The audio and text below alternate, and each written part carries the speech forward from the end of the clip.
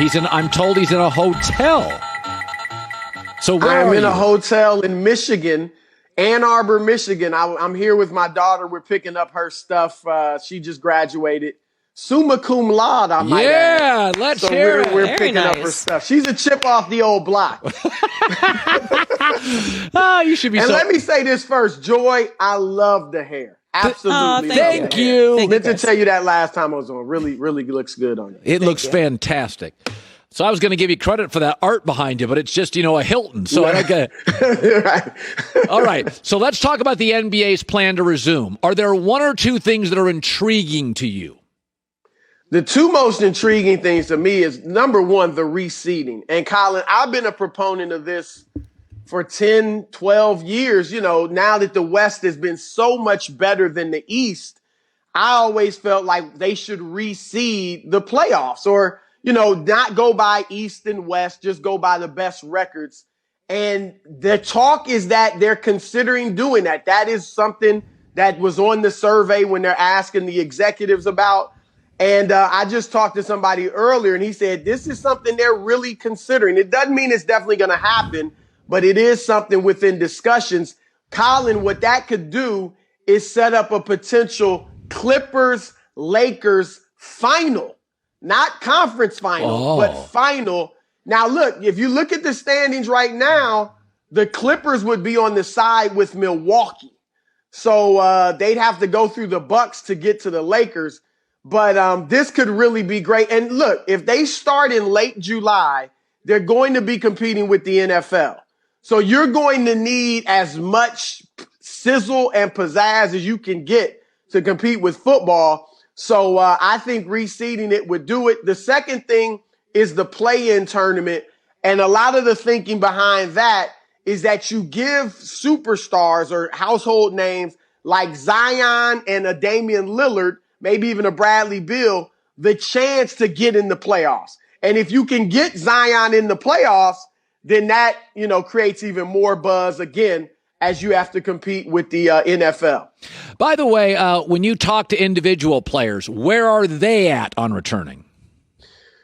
The ones I've talked to feel better about a late July return, even though, it seems like, hey, if you get started early June, why late July? But the players like that because as much as they may be working out individually, getting their shots up now that they've been able to go into the facilities, they've told me that what's most important is 5-on-5. To get in basketball shape, you have got to play several weeks of 5-on-5. That's not typically all that happens in training camp. A lot of that usually happens in the summer. Guys go to Las Vegas, UCLA, different places, sometimes New York, and play 5-on-5 to really get in that shape. They haven't been able to do that. And if they don't get enough 5-on-5, that's when the injuries, the Achilles, the knees, things like that are at increased risk for injury. So they want to get several weeks of 5-on-5 play in addition to a training camp. And so that's why I'm told that late June is a better start date in their mind than mid-June or mid-July. Yeah. Late July. Hey, I don't think I've talked to you about this. So the Michael Jordan documentary was all sorts of fun. But it didn't teach me a ton, but it amplified what I knew. I did learn a ton about Michael Jordan's mom, which is how formidable it is and was she. I mean, she's really a force in his life. But, when I look at the documentary and I see the polls that come out and it's like Michael's way better than LeBron. And I think to myself, man, if I'm LeBron, I'm sitting there thinking, I want to play some basketball. I'm tired of hearing that. What do you make of the fallout? Jordan's amplified status. It seems to have grown over the last month. Well, look, Colin, I've stated numerous times, I believe Michael Jordan is the GOAT. But there is no doubt that this documentary won over a lot of millennials who only heard about him from me and from you and saw videos on YouTube. Now getting to see a full 10 hours behind the scenes, how competitive he was, the things he had to overcome. A lot of millennials who favored LeBron have now slid over to Jordan. We saw Ja Morant, the great rookie, say, I was always LeBron is the GOAT, but now he switched his mind and he thinks he's Michael Jordan. And LeBron can't win this comparison right now, especially.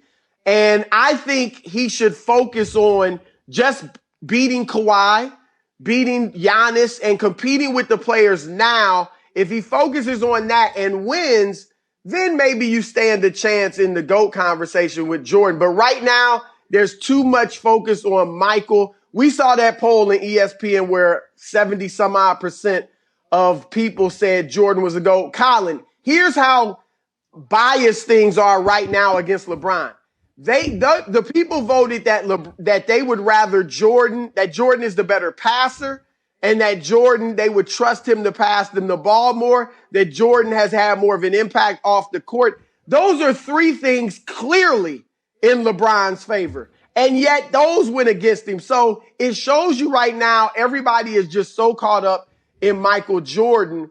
And I think LeBron has to make sure, don't get caught up. Don't make any more statements about I'm chasing that ghost and I'm the greatest player in the world. I've talked to Michael, and I don't know how recently he's talked with LeBron. They don't talk very often, but I know in the past, and we know how competitive Michael is, and I'm sure wants to be known as the GOAT. He's never said that to me, but I'm sure he wants to. But he has emphasized that when his discussions with LeBron in the past, he's been like, look, don't get caught up in the competition because we can never play on the court. So neither of us can win that. Just do what you have to do on the court, be the best you can be, and let everything else take care of itself.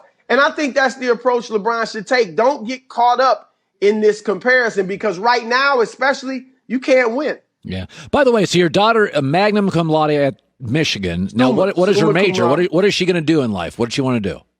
She wants to be in production, television production. So she is looking for a job, Fox Sports 1. Yeah.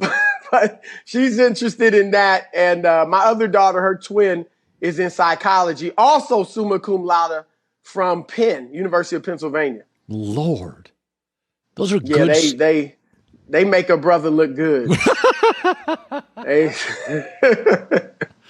don't know what to say. That's I good. married well, I guess. No, you've done well. That Penn and Michigan.